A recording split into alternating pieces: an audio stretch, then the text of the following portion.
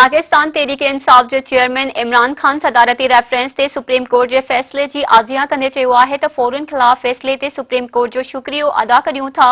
हाणे हुननि खे एनआरओ न मिलण घुर्जे। जेकॾहिं हुननि खे एनआरओ मिलियो त मुल्क तबाह थी वेंदो। कोहाट में जलसे खे ख़िताब कंदे पीटीआई जे चेयरमैन इमरान खान चयो त सुप्रीम कोर्ट हिन मुल्क जी इख़लाक़ियात खे ज़वाल खां बचायो आहे। वोट विकिणण वारा पंहिंजे हल्के ऐं जमहूरियत सां ख़यानत करे रहिया आहिनि। हुन चयो त हमज़ा शहबाज जेका शेरवानी सिबराई हुई उनखे वापसि करे हाणे खेसि पक आहे त पंजाब में हिकु भेरो ॿीहर पीटीआई जी हुकूमत ठहंदी ऐं पंजाब में मुर्गी जो अघु घटिजी वेंदो।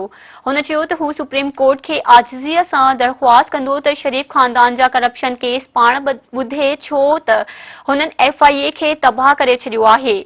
अॻूणे वज़ीर आज़म चयो त हुननि जो हिकु ई मुतालबो आहे त फौरी चूंडूं करायूं वञनि।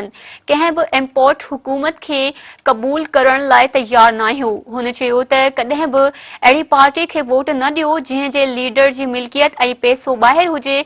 जॾहिं आसिफ ज़रदारी ॿाहिरि वेंदो हो त चयो वेंदो हो सोची करे हुन सां हथ मिलाइजो छाकाणि त आङुरियूं चोरी करे वेंदो।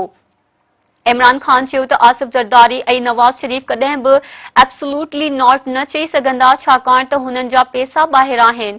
ही कॾहिं बि अमेरिका सां अखियुनि में मिलाए नथा ॻाल्हाए सघनि।